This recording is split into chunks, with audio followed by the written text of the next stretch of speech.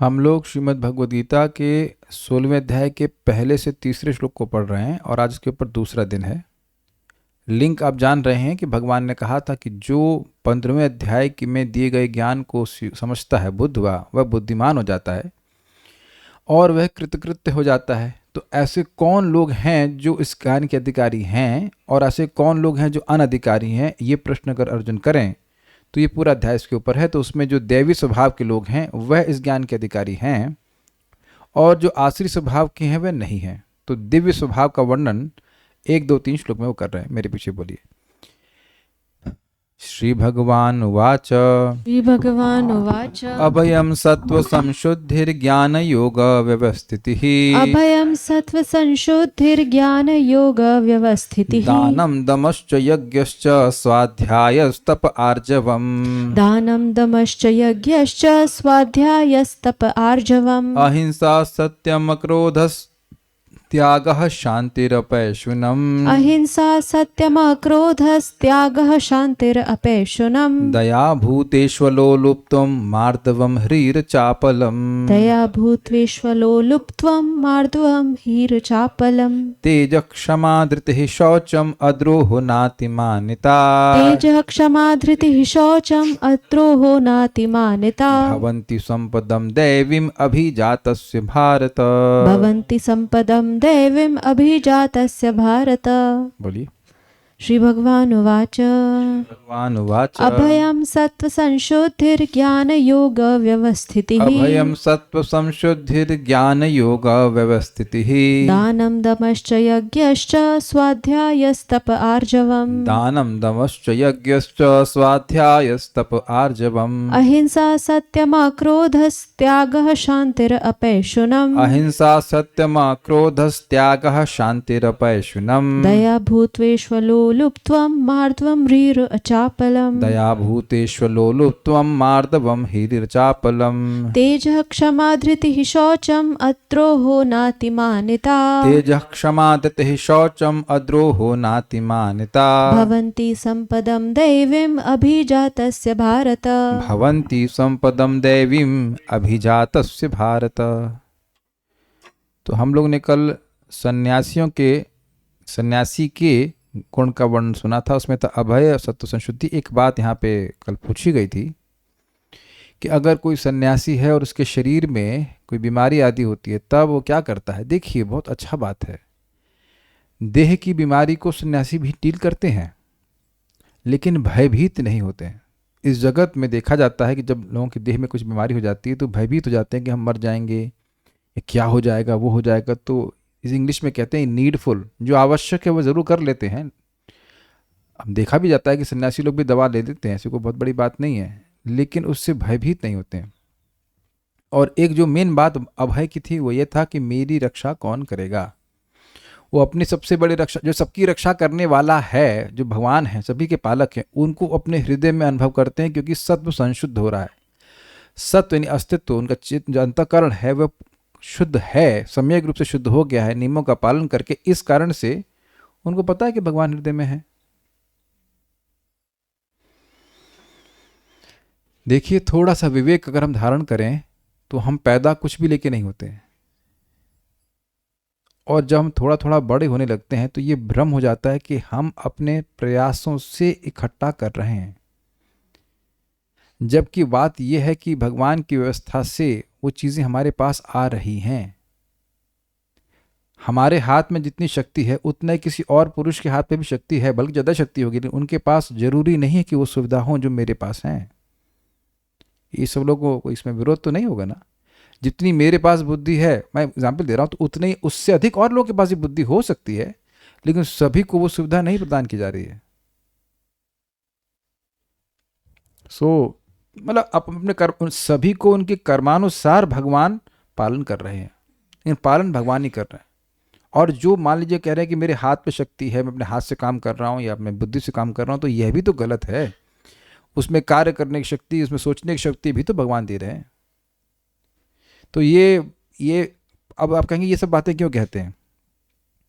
जब व्यक्ति शास्त्र के अनुसार चल रहा है तो धीरे धीरे उसको दिखने लगता है कि जब हम गृहस्थ थे, मान लो कोई सन्यासी सोचे ऐसे कि जब मैं गृहस्थ था या ब्रह्मचारी था या वानप्रस्थ था, जब भी था उस समय भी भगवान ही पालन कर रहे थे। अगर पत्नी भोजन बना के दे रही है तो वह व्यवस्था भी कौन कर रहा है? भगवान ही कर रहे हैं। मान लो पत्नी को पोलियो हो जाए, पोलियो तो नहीं होता, पोलियो बच्चों को होता है, पत्नी को कुछ टीबी हो जाए, कुछ भी हो जाए, मेरे मित्र हैं, मैं उनको जानता हूँ कि उनकी पत्नी को शादी के कुछ समय के बाद ही, मतलब बेबी वगैरह हुआ, उसके बाद टीबी हो गया। अब उन्हीं को ही खाना बनाना पड़ रहा है, वही जाके नौकरी भी कर रहा है, सारा कुछ करना पड़ रहा है, तब तो वहां तो पत्नी नहीं सेवा कर पा रही है ना, या पत्नी किसी की मर जाए तब। मतलब कह रहा हूँ एंडलेस पॉसिबिलिटी हो सकती है कि पत्नी खाना ना बनाए, या कहीं किसी वजह से आपका ट्रांसफर अलग हो गया तो आपको खाना बनाना पड़ रहा है खुद से। What I am trying to say is कि ये जो व्यवस्था एक विशेष समय में हमारे लिए होती है, वह भी भगवान का आयोजन है, वो पहले ही देख चुके हैं पूरे जीवन में, और इस कारण से उनको भय नहीं होता कि अब मैं अगर कार्य नहीं करूंगा तो मेरा पालन पोषण कैसे होगा।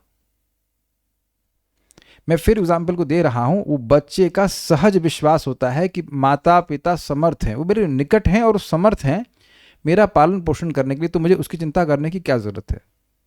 That is a realization. तो व्यक्ति ऐसे रियलाइजेशन, जैसे जो जैसा जिसका रियलाइजेशन होगा वो वैसा ही कार्य करेगा। केवल ज्ञान की ही बात नहीं है, जैसा जिसका रियलाइजेशन होगा। अब ये पॉइंट इसी कारण से, क्योंकि वह अभय को प्राप्त है, सत्व संशुद्ध है, इसलिए ज्ञान योग व्यवस्थित ही, इसलिए समझ में आ रहा है क्योंकि वो समझ रहे हैं चित्त जितना पवित्र होगा उतना व्यक्ति समझेगा कि मैं जगत का हूं ही नहीं।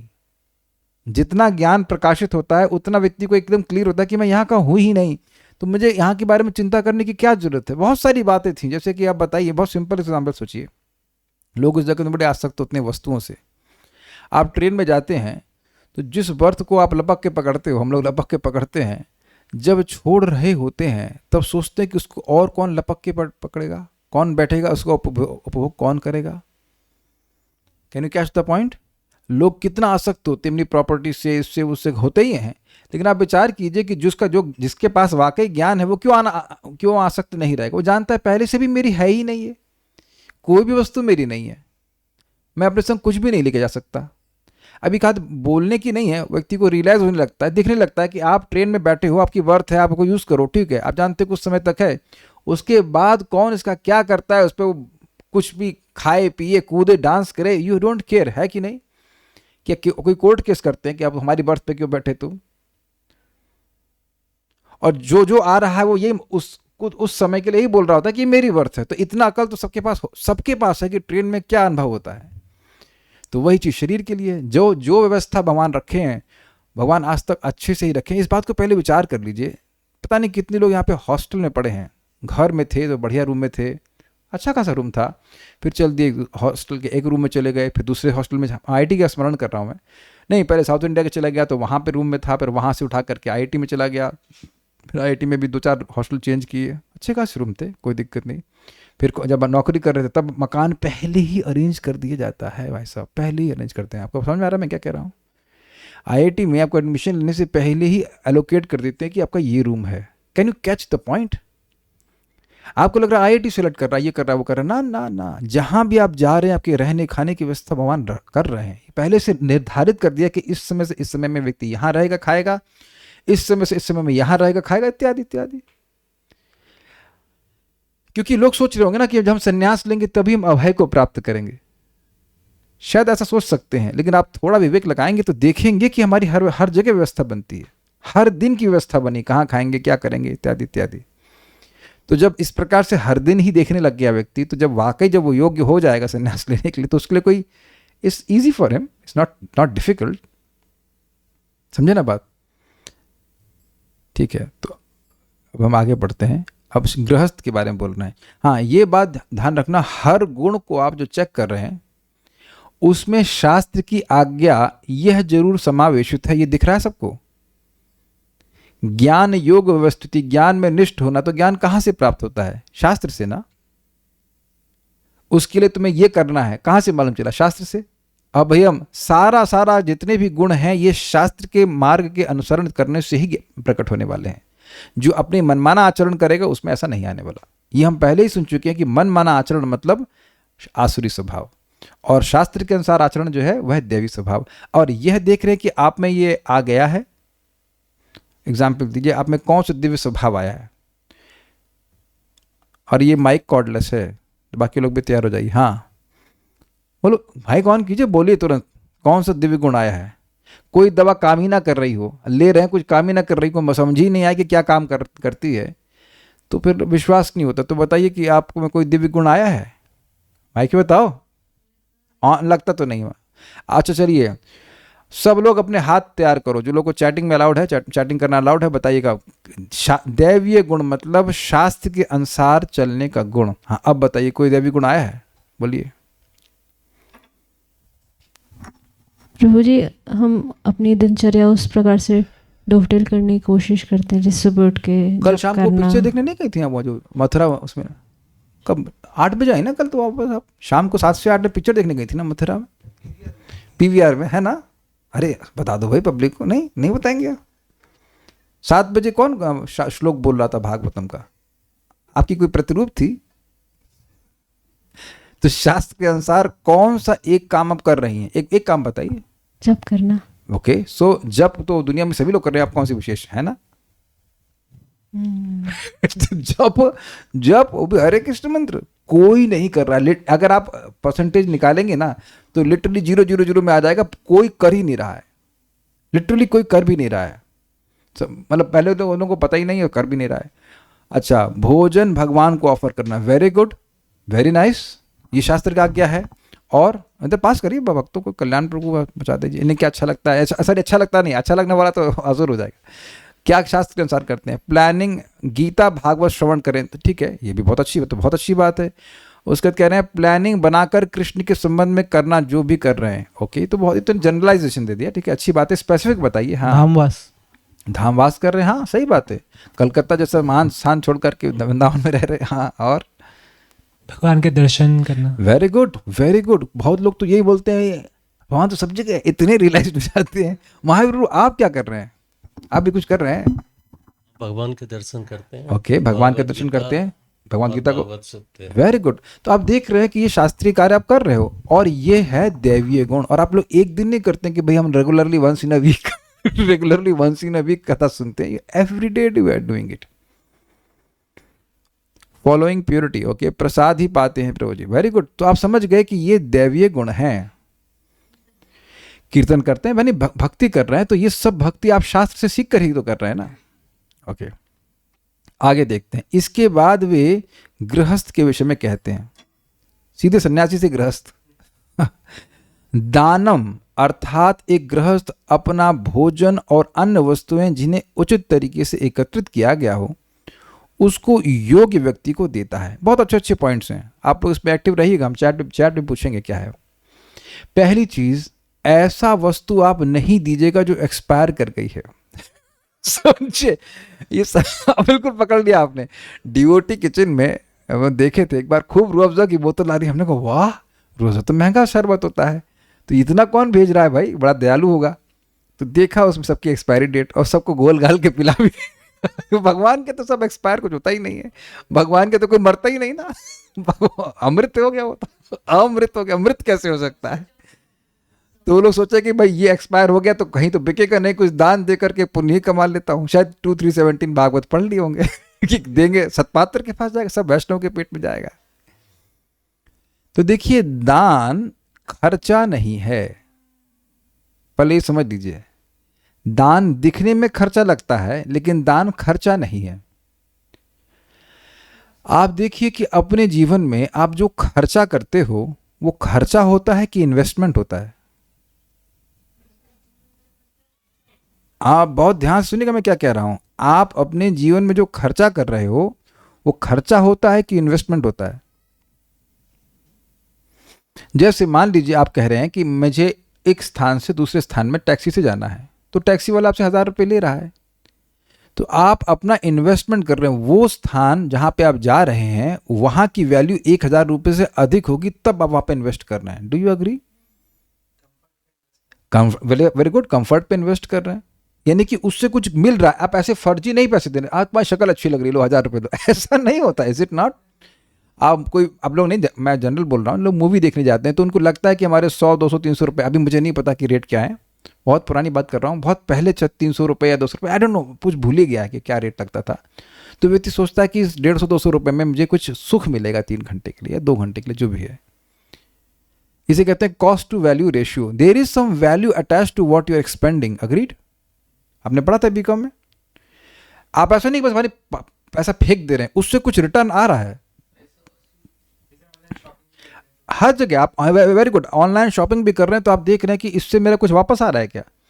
तो अब एक प्रश्न होगा कि भाई दान कैसे खर्चा नहीं है, हमें तो कुछ नहीं मिल रहा। देखिए, दान का तो ये सिस्टम है कि जगत में आप किसी को कुछ भी दे रहे हैं वो वापस आता है, अगर वो बिल्कुल अयोग्य व्यक्ति भी क्यों ना हो। और अगर वो आधा योग्य ब्राह्मण है, अर्ध योग्य है, तो फिर वह दुगना आएगा। योग्य ब्राह्मण है तो 100 गुना आएगा, और अगर वेद पारक ब्राह्मण है तो अनगिनत आएगा। तो ये इक्वेशन है आपकी रिटर्न्स की। दुगना भी आएगा तो कितना, 200% माना जाएगा रिटर्न्स। अब इस जगत में देखा जा रहा है कि लोग म्यूचुअल फंड्स में काफ़ी पैसा इन्वेस्ट करते हैं, 1 लाख, 2 लाख, 5 लाख, 10 लाख, ये तो कम बोल रहा हूँ, और करोड़ों में भी करते होंगे। SIP करते थे, क्या करते हैं, तो वो क्या बेवकूफ़ हैं, वो जानते हैं कि इससे रिटर्न्स आ रहे हैं।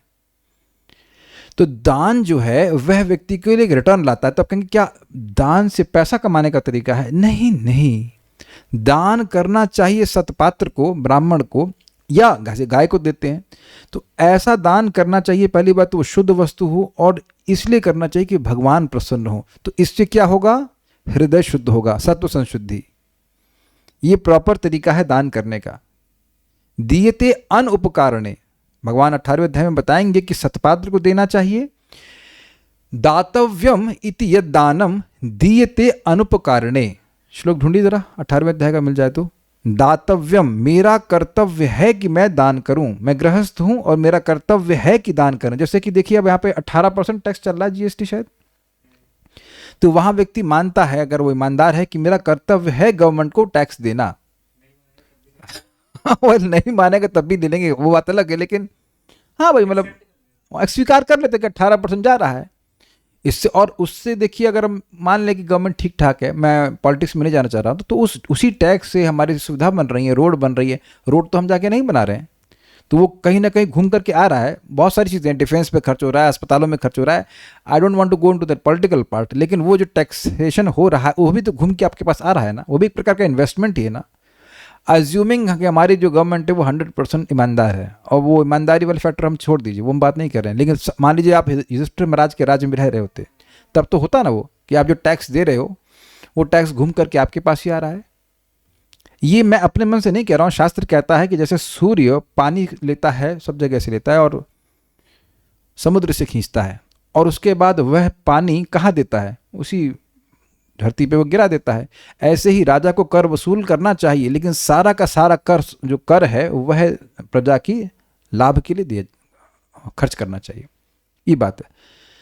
तो हम खाली ये बोल रहे थे कि जब व्यक्ति दान करता है इस प्रकार से, दातव्यम इति यद दानम दीयते, क्रियते की दीयते, दीयते अनुपकारणे, लेकिन उपकार का भाव नहीं होना चाहिए कि मैं बड़ा उपकार कर रहा हूं उस व्यक्ति को दान देकर, ये भाव नहीं होना चाहिए। जैसे ही उपकार की भावना आ गई तो फिर व्यक्ति में रजोगुण आ जाएगा, देखो मैं कितना महान हूं, मैं लोगों को दान कर रहा हूं, तब उसका ज्ञान प्रकट हो रहा है, क्योंकि तुम अपना कुछ भी नहीं दे रहे हो। Is it not? जब हमारा कुछ है ही नहीं तो हम देंगे कैसे? आइए श्लोक दिखाइए, बहुत इंपॉर्टेंट पॉइंट है ये, कैसे दान देना चाहिए। दातव्यम इति यद दानम दीयते अनुपकारणे देशे काले च पात्र च, देश होना चाहिए, देश का ज्ञान होना चाहिए कि भाई इस देश में दूंगा तो दान बहुत ज़्यादा होगा।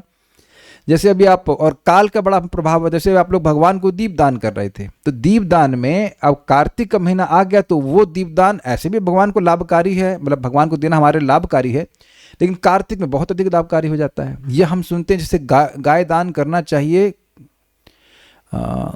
सूर्य ग्रहण के समय, और उसमें भी अगर कुरुक्षेत्र में कर रहा है तो बहुत बहुत उसका कई गुना लाभ मिलता है। तो इस प्रकार से काल का ज्ञान होना चाहिए। पात्रेचा, ये नहीं है कि आप बताइए कोई ऐसे, जैसे कि हाँ देख हम बोल रहे हैं, खराब बात है कि आजकल लोग गाय को पालते हैं और जब गाय वृद्ध हो जाती है तो वो ऐसे व्यक्ति को दे देते हैं जो उसका वध ही कर देते हैं। तो ऐसे व्यक्ति को दान देने से कोई आपको नुकसान, बहुत बड़ा नुकसान होने वाला है। तो ऐसा नहीं कि किसी को भी गाय दे देना चाहिए, समझे ना बात। तद दानम सात्विकम स्मृतम, तो यहाँ पे दान की जो बात आ रही है वो सात्विक दान की बात आ रही है। दैट मीन्स जो डोनेशन दी जा रही है वो नॉलेज में दी जा रही है। ऐसे तो लोग जो आतंकवादी संगठन है उनको भी वो दान करते हैं, तो उस दान की बात नहीं कर रही, वो उनके मनमर्जी वाला दान है। आप अपने जीवन में देखना, भगवान गीता में बोल चुके हैं, त्यागः शांतिर अपैशुनम, 12वें अध्याय में, अपने कर्म फल का त्याग करने से व्यक्ति को शांति मिलती है। मैंने हर बार अनुभव किया है कि जो भी धन भगवान की कृपा से आता है और जितनी मात्रा में भी दान कर पाता हूँ, every time I become happy. Obviously मैं देख के देता हूँ कि व्यक्ति वो भक्ति के लिए ही उपयोग करे, और this is really really nice, really really nice. आप लोगों ने अनुभव किया होगा कि आप भक्तों को देते हैं, भक्तों के प्रसाद के लिए या जैसे भी भक्तों की सेवा के लिए, भगवान की सेवा के लिए देते हैं, तो एक सुख मिलता है। आप वही साड़ी अपनी ननद को दे दीजिए जो कभी हरि नाम करने वाली नहीं है, तो उसमें कोई ना तो उसको सुख मिलने वाला है ना अपने को सुख मिलने वाला है। This is very good. तो ये मतलब ऐसे एग्जाम्पल ले लिया मैं, नॉट नेसेसरी कि it is a bad relationship, but is generally like that. बहुत अच्छा है। और हमेशा ध्यान रखना, ये एक था, मैं घर में गए थे, वहाँ पे वो कन्या खिला रहे थे, कन्या खिलाना कहते हैं क्या बोलते हैं, कंजक। तो वो 10-10 रुपये उनको बांट रहे हैं। हमने कहा ये 10 रुपये तो जब हम छोटे थे तब बचता था, अभी 10 रुपये के इन्फ्लेशन समझी नहीं, 10 रुपये की कोई वैल्यू नहीं है, कम से कम 100 रुपये तो दो। मैं फिर वो नहीं दिया तो मैंने अपनी तरफ से दिया। तो आप कहेंगे कि आप तो वो तो डिवोटी नहीं थी लड़कियां, हमने इस भाव में दिया कि ये दुर्गा जी की प्रतिमूर्ति है। इन द सेंस जब आप किसी को कन्याओं को खिला रहे हो तो यही भाव रख रहे हैं ना कि दुर्गा जी की ये प्रतिनिधि हैं, ये प्रसन्न, इनको देंगे तो दुर्गा जी प्रसन्न होंगी।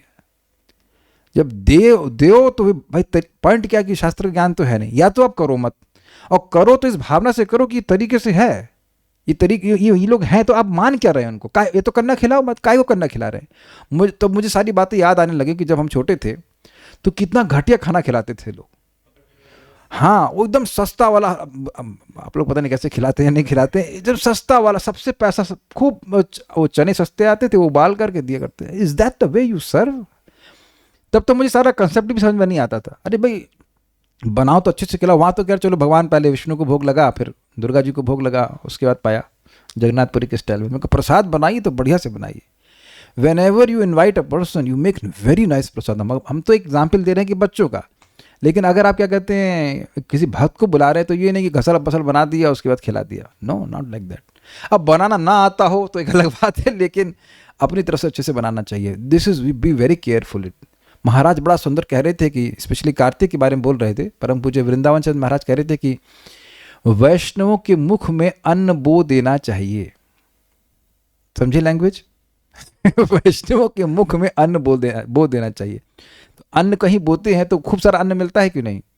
तो जो धन हम लोग भगवान के भक्तों को प्रसाद खिलाने में खर्च करते हैं, वो अगर आपकी सकाम भावना है तो फिर वो बहुत रूप में, पैसे के रूप में आएगा, और निष्काम भावना से कर रहे हैं तो भगवान के प्रति प्रेम बढ़ेगा। ये सब बातें हैं। तो हम सिंपल बात कह रहे हैं, किसको दान देना चाहिए? सबसे अच्छे पात्र हैं वैष्णव भक्त, उनको देना चाहिए। देखिए जो भक्त है उसको आप दान देंगे तो ये नहीं सोचेगा अब मैं इसे अंकल चिप्स खाऊंगा। It doesn't work like that, है कि नहीं? आप सब लोग भक्त हैं, आपके पास पैसा आता है तो आप क्या अंकल चिप्स के पैकेट खरीदते हो? अरे यार 15 रुपए का है, 100 रुपये 1500 मिले तो 100 पैकेट तो खा ही जाऊंगा मैं। It doesn't come like that. ये मैं इसलिए बोल रहा हूँ क्योंकि बचपन में जब कन्या वन्या का सब प्रोग्राम होता था तो जो 100-50 रुपये मिलते थे किसी तरह से, लड़कों को भी मिल जाती थी किसी तरह से, तो उसके बाद ऐसे सोचता कि मिठाई खाऊंगा, ये व्हाटएवर, दैट्स योर प्रोग्राम्ड। तो जिस व्यक्ति को देंगे वह भगवान का प्रेमी हो या एटलीस्ट भगवान का भक्त है, तो भगवान की सेवा के लिए ही इस्तेमाल करेगा। ये बात है, तो ये बहुत इंपॉर्टेंट है। अगर आप लोग को शायद याद हो, जब अम्बरीश बोल रहा हूँ, परीक्षित महाराज का जन्म हुआ था, तो युधिष्ठिर महाराज इस संबंध में बड़े जानकार थे और बड़े खुले हाथ से वो दान कर रहे थे कि वो समझे कि ये समय बड़ा अच्छा है। तो कुछ वहाँ पे नियम था कि इस समय में दान करने से बहुत लाभ होगा, तो ब्राह्मणों को बुलाए और दान किए। जब भगवान कृष्ण का अवतरण हुआ तो वसुदेव जी जेल में थे, तब भी उनका सामर्थ्य नहीं था कि दान दे, तो मन में ही वो कितना 10,000 गाय दान किए थे। बाद में जब वो फिर राजन को मिल गया तो वो वास्तविक रूप से भी किए, लेकिन दान करने की प्रवृत्ति गृहस्थों की है, बहुत इंपॉर्टेंट है। दान पे याद आ रहा है एक कहानी, आप लोग शायद सुने हो। एक बार मनुष्य, असुर और देवता ब्रह्मा जी के पास गए और बोले कि आप हमें कुछ शिक्षा दीजिए। तो ब्रह्मा जी बोले द। तो देवताओं ने द का मतलब समझा दमन, क्योंकि बहुत इंद्रियों का भोग करते रहते, तो इसलिए इंद्रियों को दमन करो तुम। असुरों ने इसको समझा अर्थ दया, क्योंकि बहुत क्रूर होते हैं, लोगों पर अत्याचार करते हैं, तो इसलिए उन्हें अर्थ समझा दया। और मनुष्यों ने इसका अर्थ समझा दान। क्यों? क्योंकि मनुष्य बहुत रजोगुणी होते हैं, आगे कैसे चलेगा, मेरी 7 पीढ़ियों का कैसे चलेगा, ये कैसे चलेगा, वो चलेगा, तो उस होड़ में ही लगे रहते हैं। होड़ बोलते, क्या बोलते हैं, इकट्ठा करना, होड़ करना, इकट्ठा करने में लगे रहते हैं, वो दूसरे कुछ देना नहीं करना चाहते हैं। तो दान करने से व्यक्ति एक बहुत बड़े अनर्थ से बचता है, और क्या है, अभी आपने नाम लिया, लोभ से बचता है, लोभ से बचता है। तो ये सब चीज़ें हैं, इससे व्यक्ति में दिव्य गुण आता है। तो यहाँ पे आप देख ही लिए ना, शास्त्र की क्या आज्ञा है भाई। सन्यासी कमाते नहीं हैं, ब्रह्मचारी कमाते नहीं हैं, उनको अलाउड भी नहीं कमाना, तो उन लोगों का परिपालन करने के लिए व्यक्ति को दान देना चाहिए। वस्तुतः बात तो ये है कि ब्रह्मचारी और सन्यासियों को ऐसे पालना चाहिए जैसे अपने बच्चे के प्रति व्यक्ति को चिंता होती है। आजकल थोड़ा सा चीज़ें ना बड़ी कॉम्प्लेक्स हो गई हैं। जब मैं आश्रम में था तब भी मैं इस पर बहुत विरोध करता था कि ब्रह्मचारियों को अच्छे से खिलाओ, और जो बाहर से गेस्ट आ रहे हैं, जो गृहस्थ आ रहे हैं, उनको ऐसे नॉर्मल खिलाओ। हमने कहा इन्हीं का तो खा रहे हैं भाई, जो भी पैसा आता है वो गृहस्थों की तरफ से तो आता है ना, तो उन्हीं को ना भोजन देना तो गलत बात है ना। हम परम पूज्य राधानाथ महाराज ने बड़ा सुंदर ये कल्टीवेशन किया था कि गृहस्थों के जाके ब्रह्मचारियों का गुणगान करते और ब्रह्मचारियों के सामने गृहस्थों का गुणगान करते, तो दोनों के बीच में एक स्व सम्मान की भावना थी। This is very very important. आप एक सिंपल सी बात बताओ कि आपके बच्चों का पालन करते हैं तो बच्चे भी तो प्रेम करते हैं ना, कि वो उनका एक भाव होता है कि हाँ मेरे माता पिता पालन कर रहे हैं। Is it not? They feel normally, they should be, if are train properly, they feel like this. हम हर कोई व्यक्ति समझता है कि मेरे माता पिता पालन कर रहे हैं। सोचिए घर में ऐसा हो सकता है कि माता पिता को ना दे और बच्चा खुद अच्छे से खाता रहे, कैसा लगेगा माता पिता को? तो दोनों तरफ से गृहस्थों की अफेक्शन की भावना होनी चाहिए ब्रह्मचारियों के प्रति, सन्यासी के प्रति। Affection is amazing, affection. ये तो हमारे बच्चों के समान है, इनको भोजन देना चाहिए, हमारा कर्तव्य है, और उनको भी अफेक्शन होना चाहिए गृहस्थ के प्रति। ये जो इस तरह की भावना नहीं कि तो गृहस्थ हैं तो ये भावना बहुत खराब है, इज़ वेरी बैड। एक अमेजिंग बात आप विचार कीजिए कि ब्रह्मचारी की, मैंने पहले बोला, ट्रेनिंग जो है गृहस्थ के अंडर थी, तो उसने कभी सोचा ही नहीं कि गृहस्थ ऐसे हैं वैसे हैं, कैसे, कभी सोचता ही नहीं है। There is a culture of respect. तो ये बात सोचने वाली है। अब ठीक है, तो दान इस प्रकार से गृहस्थों के लिए, इससे उनका प्यूरिफिकेशन हो रहा है। दमः अर्थात वह बाह्य इंद्रियों को संयमित करता है। तो आप ये कहेंगे कि भाई गृहस्थ को क्यों बोल रहे हैं ये? क्योंकि जनरली लोग सोचते हैं कि गृहस्थ मतलब हमको तो लाइसेंस मिल गया इंद्रिय तृप्ति का, which is in a way it is true but not unrestricted, है ना। तो अब आपके पास पैसा है, आपके पास घर है, व्यवस्था है, तो स्वाभाविक सी बात है कि व्यक्ति इंद्रिय तृप्ति के लिए प्रेरित होगा ही। This things will entice him. फिर भी इंद्रिय संयम करना। देखिए एक बात ध्यान दीजिएगा कि चाहे आप गृहस्थ हैं, चाहे ब्रह्मचारी हो, चाहे कोई भी आश्रम में हो, खाता व्यक्ति उतना ही है ना। कल्याण प्रभु ब्रह्मचारी हैं, हम गृहस्थ आश्रम में, तो खा थोड़ा ज़्यादा रहे, हम उतना ही खा रहे हैं ना। सोने के लिए उतना ही स्पेस चाहिए ना। तो अगर व्यक्ति गृहस्थ जीवन में अपनी आवश्यकताएं नहीं बढ़ाता है तो उसके लिए दान करना आसान है। तो आप समझ रहे होंगे दम और दान का कुछ लिंक है। सब लोग समझ गए? वो कोई सोच सकता है कि हम तो दान कैसे करेंगे? बहुत सिंपल है, अपनी आवश्यकताओं को ब्रह्मचारी के लेवल पे ले आइए, क्योंकि वो उतनी ही है। कोई नहीं काट सकता इस बात को, बिल्कुल नहीं काट सकता। अगर किसी की पत्नी और बच्चे थोड़ा दूर हैं तो खाने का लेवल वही हो जाएगा। सिंपल खिचड़ी खाएगा, दाल चावल खाएगा, और कुछ बका ही नहीं पाएगा बेचारा। कपड़े तो ऐसा तो नहीं कि हम डायनासोर बन गए हैं कि बहुत सारा कपड़ा चाहिए। Just do it and then you see it is very easy to give donation, जिससे हमारा हृदय शुद्ध होता है। दोनों से शुद्ध हो रहा है। लेकिन आप ये कैच कर रहे हैं बात। हम अब कभी कभी भक्तों के घर में जाते हैं, किसी के घर में चले जाते हैं, देखते कितना सामान इकट्ठा किया। इवन मैं अपने घर में देख रहा हूँ, नहीं चाहते हुए भी आज सामान आने लगता है। उसको हर बार हमको जो है ना अतिक्रमण विभाग की तरह बाहर करते हैं, फिर आ जाता है। आप लोग के घर में भी ऐसा होता होगा शायद, इज इट नॉट? नहीं चाहते तो भी कोई गिफ्ट देगा, कुछ देगा, ये देगा, वो देगा, फिर उसको बाहर करो, फिर बाहर कर दो। जो घर में आता है वो सब मेरा है। ये तो भावना भर रही है ना, ये तो अज्ञान भर रहा है ना। ये बहुत इंपॉर्टेंट है। इंद्रिय संयम सभी आश्रमों के लिए है, क्योंकि सभी आश्रम भगवान की भक्ति के लिए, भगवान की ओर बढ़ने के लिए ही हैं, रुक जाने के लिए नहीं है। गृहस्थ आश्रम is not a road block. Make sense? जब रोड ब्लॉक होता है तो सोचते अरे अब ये जब ब्लॉक खत्म होगा तब हमारी गाड़ी आगे बढ़ेगी। ऐसा नहीं है, ऐसा नहीं है। स्पीड वही रखनी चाहिए। आज एक भक्त हमको मिले, मतलब बोले, परसों मेरे घर पे आए थे, तो मैं इनको बता रहा था ना, सांस नाक से भरो और अच्छे से जप कीजिए। आज तुरंत मैसेज आया, मुझसे पहली माला कर दिए। कहे प्रभु जी ज़िंदगी में हम पहली बार 16 माला एक साथ किए हैं, सुबह किए हैं। तो वही उसी आश्रम में किए ना, आश्रम तो चेंज नहीं हुआ। बड़े प्रसन्न थे। हमने कहा मज़ा आ गया? कहता हाँ। हमने कहा पूरा ज़िंदगी कीजिए, खूब मज़े में रहेंगे। बड़ा अच्छा शब्द आ रहा है, गृहस्थ आश्रम is not a road block for spiritual advancement. It is not a road block. जैसे होता है ना, गुंडे लोग खड़े हो जाते हैं, कहते हैं बस आगे नहीं बढ़ सकते। ऐसे नहीं कि पत्नी बच्चे सब गुंडे की तरह खड़े हो गए, नहीं अब तुम भक्ति कर ही नहीं सकते। It is not like that. प्रगति करना चाहिए। तो ये बहुत अच्छा है। दम मतलब बाह्य इंद्रिय से, क्योंकि बाह्य इंद्रियों को तृप्ति करने के बहुत ज़्यादा सुविधा गृहस्थी में है, इसलिए व्यक्ति को उनको विशेष रूप से संयम करना होता है। प्रभुपाद जी बहुत अच्छी बात कहते हैं यहाँ पे, वैराग्य विद्या निज भक्ति योग वाले श्लोक को कहते हुए कि देखिए ये पूरा जो कृष्ण कॉन्शियसनेस आंदोलन है, ये पूरा वैराग्य और विद्या के आधार पर है। जब किसी को ज्ञान प्राप्त होगा तो वैराग्य हो ही जाएगा। तो चाहे वो गृहस्थ हो चाहे कोई भी व्यक्ति हो, उसको ये दोनों गुण रखने ही चाहिए। महाप्रभु के आंदोलन में नाम जब कर रहा है, भक्ति कर रहा है, तो अपने आप इसको विरक्ति हो जाएगी। He doesn't have to dress very opulently, matka silk और ये सिल्क और वो सिल्क, और बुद्धि भी मटके में चली गई। अग्रीड? मैं एक घर में गया था, आप लोग पता नहीं समझ पा रहे कौन से घर में, लेकिन वहाँ पे देख क्रॉकरी, देख क्रॉकरी, देख क्रॉकरी। मैंने कहा इतने लोग तो हमें आते हुए दिखते नहीं हैं। अब मैंने देखा हमारे घर में तो अमेज कि ना सोफा है ना क्रॉकरी है, लेकिन 5-6 भक्त तो रोज आ जाते हैं। मतलब since guest are always there and they are very happy. तो वो अपना दुख बता रही थी कि अगर हमारे घर में क्रॉकरी ना हो तो हमारे कुछ अमुक रिश्तेदार वो कहेंगे स्टील प्लेट में खाएंगे, हम अपने बैकवर्ड हैं।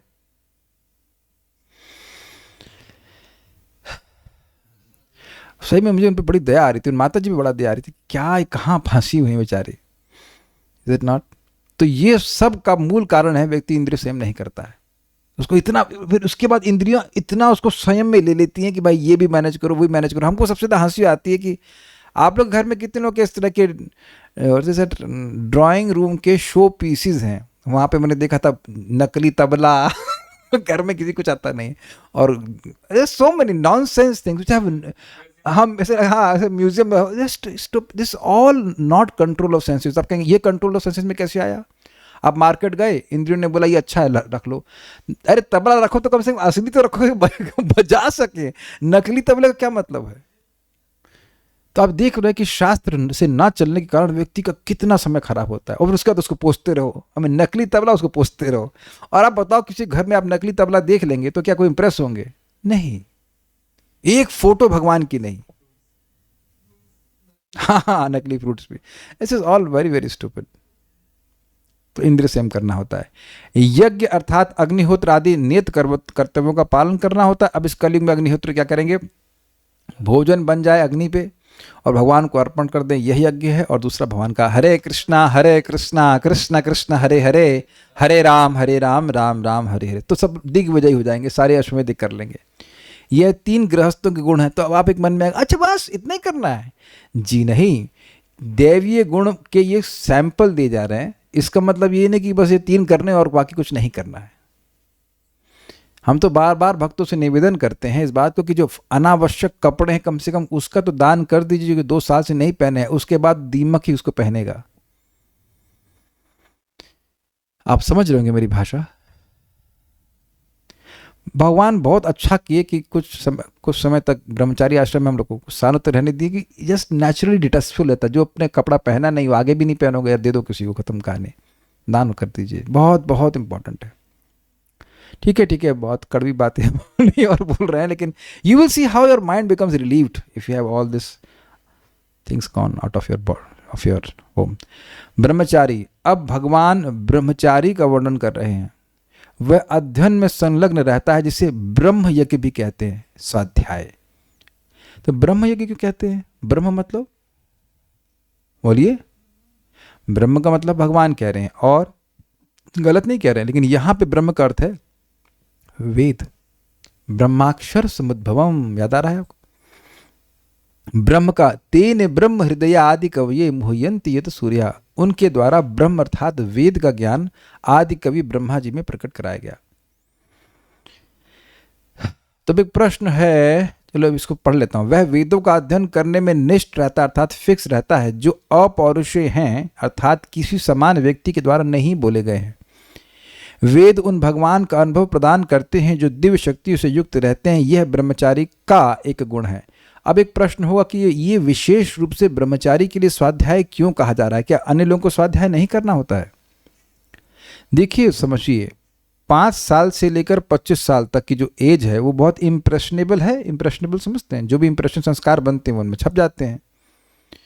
तो अगर 5 से लेकर 25 तक भगवान का अनुभव हो गया शास्त्र पढ़ करके, सुन करके, तो अब वह गृहस्थी में भी क्या वैसे जा सकता है जैसे कि आजकल के लोग जाते हैं?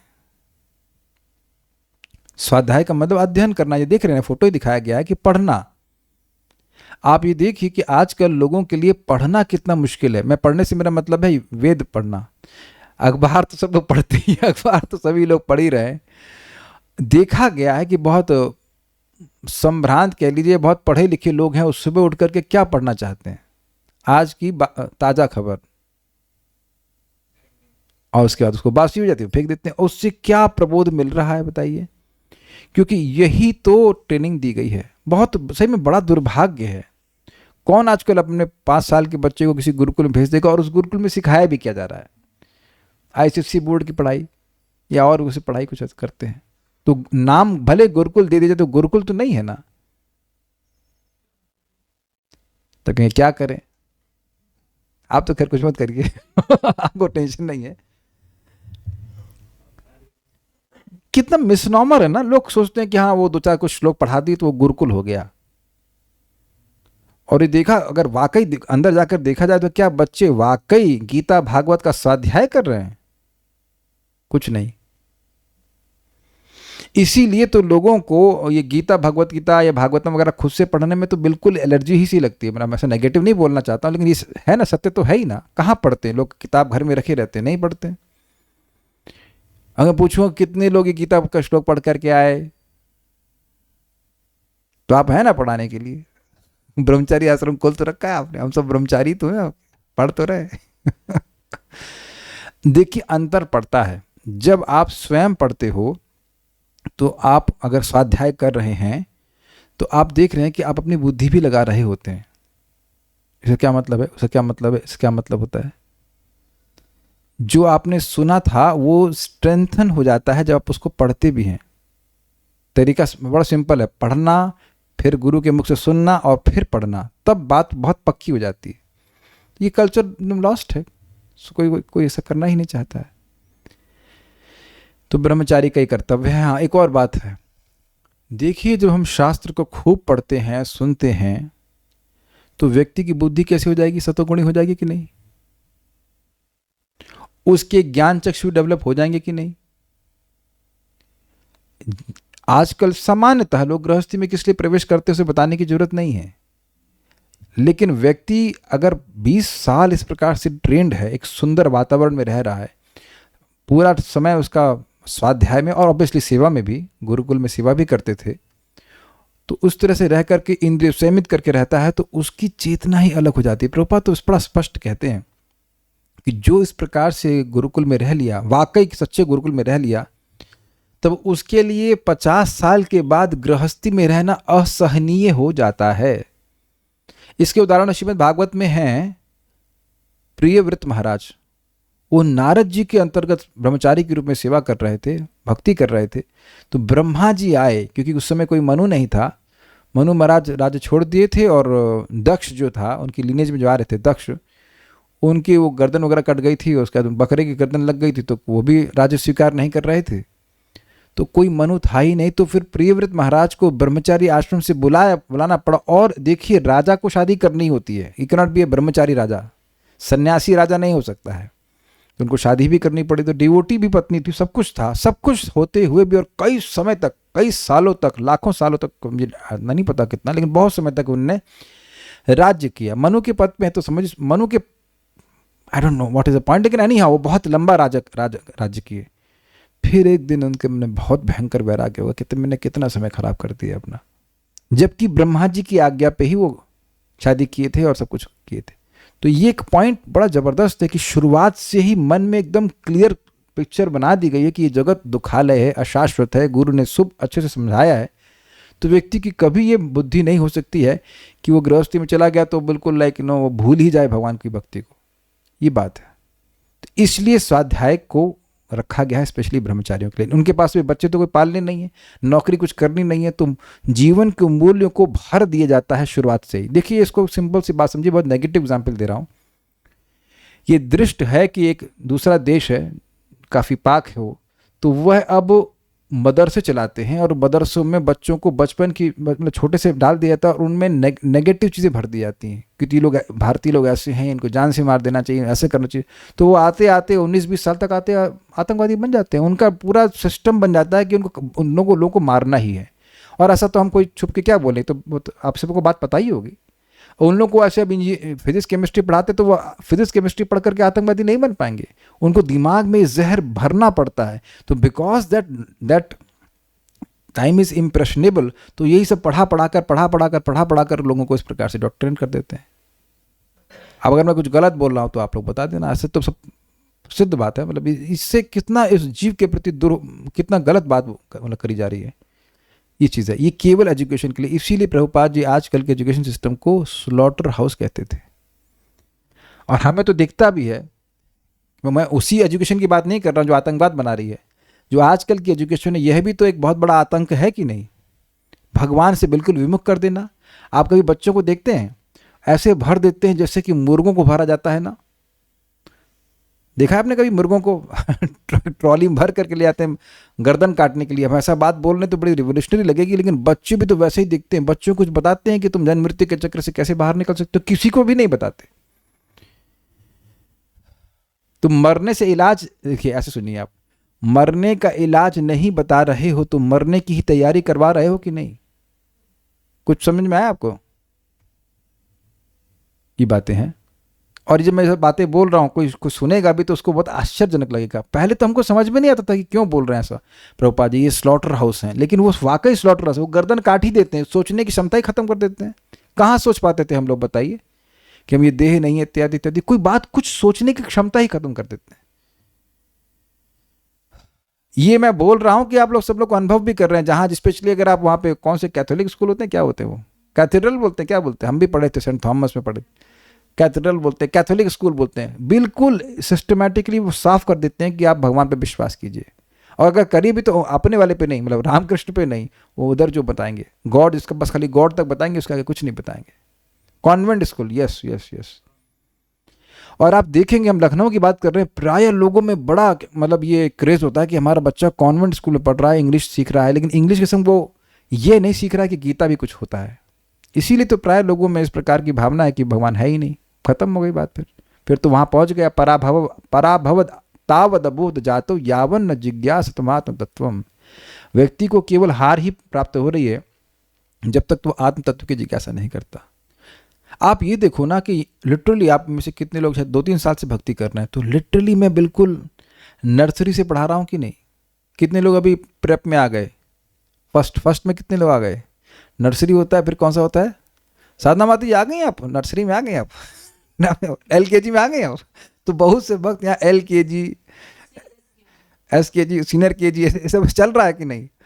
अब कहेंगे इतना ज़्यादा बोल रहे हैं आप। नहीं, ज़्यादा नहीं बोल रहा हूँ। शिक्षा वही शिक्षा है जिसके द्वारा व्यक्ति सीखे कि वह जन्म मृत्यु के चक्र से बाहर कैसे निकले।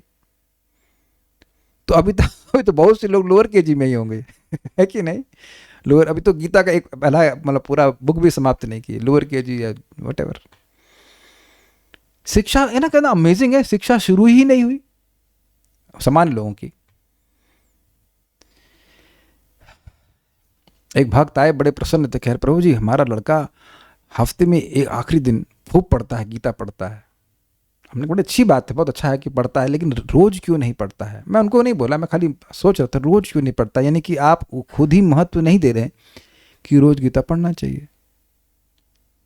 इससे पेट तो ना पलेगा। लेकिन मेरा प्रश्न है कि पेट पालना क्यों चाहिए, ये प्रश्न कोई नहीं उठा रहा होता है। मैं बता रहा हूँ, एक रिश्तेदार बता रहे थे कि उनकी बच्ची भी शायद 6वीं 7वीं में 17,000 रुपये फीस। उन्हें बाप रे, हमारे एक सेमेस्टर की शायद 24,000 हुआ करती थी IIT में, 4 महीने की, और एक छोटी बच्ची की। और मैंने उसको पढ़ते हुए देखा है। पता है क्या पढ़ते हुए देख रहे थे? उनका स्वाध्याय क्या है, माइक्रोसॉफ्ट वर्ड में लेफ्ट जस्टिफिकेशन क्या होता है। काफी ग्रेट नॉलेज।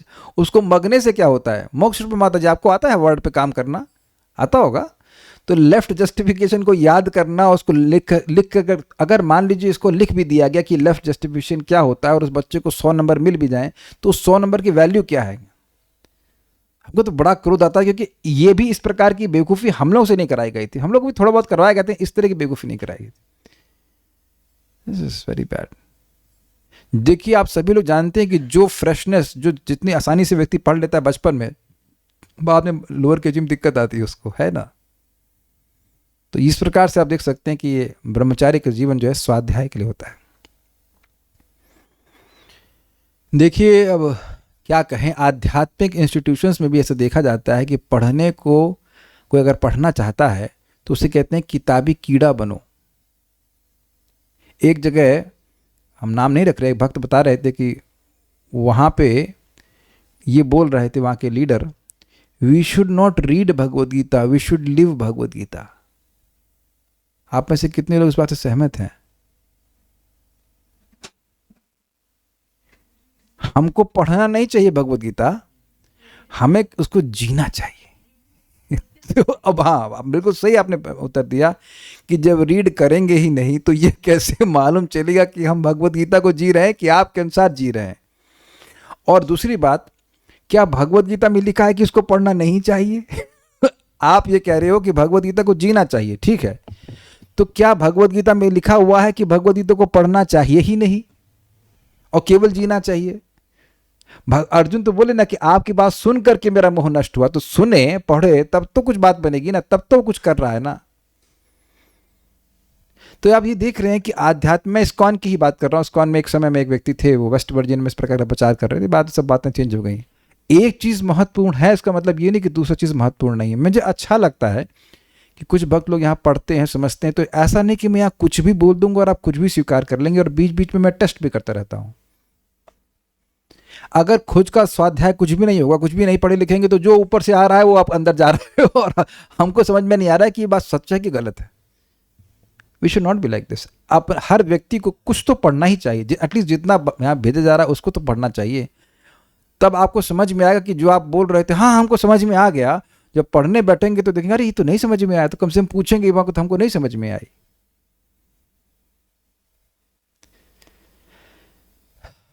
ठीक है, भले ही हम लोग ब्रह्मचारी आश्रम में वैसे नहीं रहे हैं, लेकिन इस स्वाध्याय को अपने जीवन में रखना चाहिए, क्योंकि इससे भगवान समझ में आते हैं। सामान्य बातों से, लौकिक बातों से भगवान नहीं समझ में आते। भगवान का स्वरूप, भगवान की बातें सब हमारे लिए क्या हैं, परोक्ष हैं। तो उस परोक्ष ज्ञान को शास्त्र से व्यक्ति समझता है। अब वह वानप्रस्थ का वर्णन करते हैं। वह तपस्या में संलग्न रहता है। अब एक प्रश्न होगा कि ये तपस्या विशेष रूप से वानप्रस्थ के लिए क्यों करी गई है? तपस्या का तो सभी के लिए होना चाहिए, ये विशेष रूप से वानप्रस्थ के लिए क्यों कह रहे हैं? बड़ा रुचिकर उसका उत्तर दिया गया है कि देखिए, कुछ भी हो, गृहस्थ जीवन में थोड़ा इंद्रिय तृप्ति तो होती ही है, तो उसके संस्कार मन में होते हैं। अगर कोई ब्रह्मचारी से सीधे वानप्रस्थ जाएगा नहीं, वानप्रस्थ को मतलब नहीं, वानप्रस्थ मतलब पत्नी के संग वह रह रहा है लेकिन तपस्या कर रहा है, भोग की बात नहीं वहां पे। तो क्योंकि इंद्रिय तृप्ति का संस्कार मन में है, इसलिए विशेष रूप से तपस्या का प्रावधान वानप्रस्थ में दिया गया, ताकि उसका चित्त पवित्र हो, वो आगे संन्यास के लिए योग्य हो जाए। क्लियर हो गया? ठीक है। तपस्या 3 प्रकार की होती है, जिसका वर्णन 18वें अध्याय में किया जाएगा। यह वानप्रस्थों का एक गुण है। क्या है 3 प्रकार की तपस्या? शरीर से, वाणी से और मन से। वैसे तो सभी के लिए। देव दुजा, श्लोक ढूंढ सकें तो, देव दुजा गुरु प्राज्ञा पूजनम शौचमार्जवम ब्रह्मचर्यम अहिंसाम च शारीरम तप उच्यते। देव यानी भगवान की, द्विज यानी ब्राह्मण, देव द्विज गुरु, गुरु की, और प्राज्ञ जो प्रज्ञावान अर्थात अधिक बुद्धिमान हैं, ज्ञानवान हैं, उनकी देव द्विजा गुरु प्राज्ञा पूजनम, उनकी पूजा करनी चाहिए। शौचम, पवित्रता होनी चाहिए, नहाना चाहिए इत्यादि। आर्जवम, सरल जीवन जीना चाहिए। ब्रह्मचर्यम अहिंसाम च, ब्रह्मचर्य का पालन करना और अहिंसा करना, अहिंसा का पालन करना। शारीरम तप उच्यते, ये शरीर की तपस्या है। उसके बाद जरा वाणी का बता सकते हैं। सत्यम प्रिय हितम च यत्, क्या श्लोक है जरा बताइए, भूल गया मैं।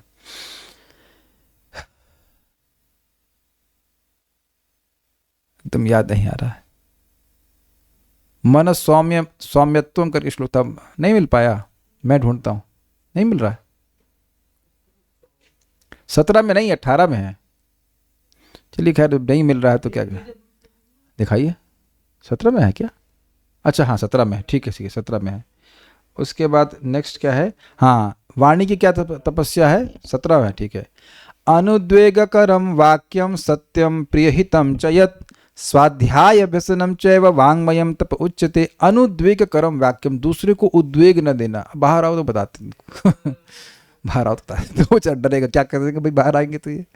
तो इस तरह की भावना से रहित होना। सत्यम प्रिय हितम चेत, सत्य बोलना जो कि प्रिय लगे और हितकारी हो। ऐसे नहीं भैया तुम अभी 2 दिन में मरने वाले हो, ऐसे कड़वे सच नहीं बोलने चाहिए, हितकारी होना चाहिए। प्रभुपाद बड़ा सुंदर कहते हैं कि हम कलयुग में लोगों को ब्राह्मण बनाना चाहते हैं। ब्राह्मण का पहला गुण है कि वो सत्य बोले, लेकिन दिक्कत यह है कि लोगों को 4 नियम पालन करने में भारी हो रहा है। सत्य कौन बोलेगा इस जगत में?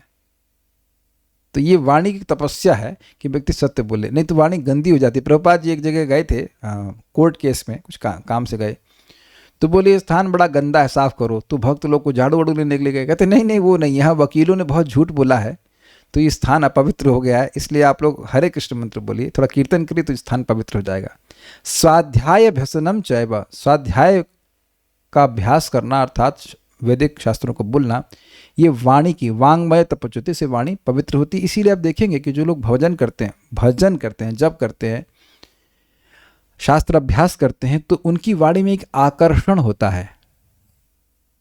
You can't explain it, but आकर्षण होता है क्योंकि वाणी तेज से युक्त है। समझ पा रहे हैं बात? आप ये अनुभव करते हैं कि जब हम लोग साथ में आके कुछ पढ़ रहे होते हैं, वो एनर्जी अलग होती है, और आप सामान्य बात करते हैं तो कुछ अलग होती है। ये तो सब लोग अनुभव करते ही होंगे कि बैठ के ऐसे पूछते हैं ना, भाई आप कैसे हो, बच्चे कैसे हैं, ये वो। और भागवत गीता या भागवत को ये सब पढ़ना ये अलग है। इसको भगवान ने तपस्या कहा था 4थे अध्याय में भी, बहवो ज्ञान तपसा पूता मद भाव मागता। इस भगवद गीता के अध्यापन के द्वारा जो तपस्या करके व्यक्ति, बहुत से लोग पवित्र हुए हैं। उम्मीद है कि आप समझ रहे होंगे। तो ये वाणी की तपस्या और मन की तपस्या भी समझ लेते हैं। मनः प्रसाद सौम्यत्वम मौनम आत्मविनिग्रह भाव संशुद्धिरित्येतत् तपो मानसमुच्यते। मनः प्रसाद, मन का प्रसाद अर्थात संतुष्टि, जितना है उसमें संतुष्ट रहे और इकट्ठा करना नहीं। सौम्यत्वम यानी कि डुप्लिसिटी नहीं रहे, बोल कुछ रहा है और मन में कुछ और है, ये नहीं रखे। इससे आप देखेंगे मन संतुष्ट नहीं होता है। Do you like being duplicitous? ना। आप देखेंगे कि संबंधों में जितनी नॉन डुप्लिसिटी होती है उससे आप खुद प्रसन्न होते हो। मैं समझा क्या पा रहा हूं? पहले मैं पूछना चाहता हूं कि क्या आप इस प्रकार से अच्छा लगता है आपको उन लोगों से संबंध रखना जो आपके संग चीटिंग नहीं करना चाहते हैं?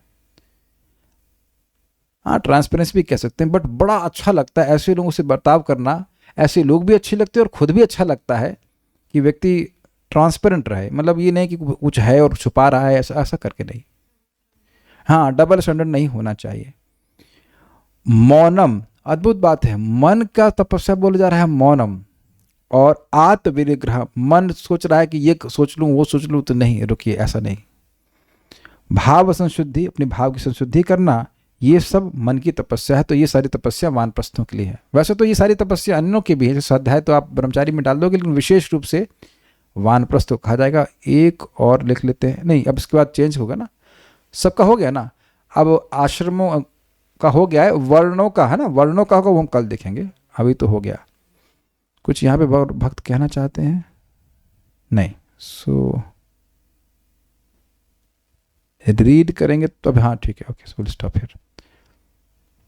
श्रीमद् भगवद गीता की जय, श्रील प्रभुपाद की जय, निताई गौर प्रेमानंदे। देखिए, जब व्यक्ति का स्वाध्याय रहता है जीवन के प्रारंभ में ही, तो वह सेल्फ, कैसे क्या बोलूं उसको मैं, नहीं, वह उसकी बुद्धि चलने लगती है, तब आप उसको कंट्रोल नहीं कर सकते हो। अगर आपको वाकई देखने लग जाए कि भगवान पालन करने वाले हैं, तो कोई आपको ऐसे बोल सकता है कि तुम मेरे बिना जी ही नहीं सकते हो, तुमको ये करना ही पड़ेगा, मैं ही तुम्हारा पालन करने वाला हूं। यस, एग्जैक्टली, आप उस व्यक्ति को एक्सप्लॉइट नहीं कर सकते हैं। और आज की सभ्यता में सभी लोगों को एक्सप्लॉइट करने पर फोकस है, इसीलिए वैदिक ज्ञान नहीं दिया जाता है। सभी लोग सोच रहे हैं कि अगर हम नौकरी नहीं करेंगे तो हम जिएंगे कैसे। सभी का मतलब मोस्ट ऑफ द पीपल। और अगर बिजनेस कर रहे हैं तो अगर हम चीटिंग नहीं करेंगे तो हम अब सर्वाइव कैसे करेंगे। It's just everyone is programmed. आपका इतना मतलब जस्ट जो भी इंडॉक्ट्रिनेशन कहते हैं ना, कि आपको कुछ डॉक्ट्रिन पढ़ा दी जा रही है, उसको बस पढ़ लेने, कम्युनिज्म, ये इज्म, वो इज्म, एग्जैक्टली स्लेव बनाने के लिए। स्लेवरी समाप्त नहीं हुई है। तो अगर व्यक्ति पहले से पढ़ा रहता है, सब कुछ रहता है, तो वो इस तरह की रैट रेस में, you still a rat, is it not, rat बनने के लिए नहीं ट्रेनिंग दी जा रही है। तो इस स्वाध्याय के द्वारा, वेद के ज्ञान के द्वारा व्यक्ति इंडिपेंडेंटली थॉटफुल होता है, ये मैं कहना चाह रहा हूं। और इस तरह की कोई ट्रेनिंग आजकल नहीं दी जा रही है। ओके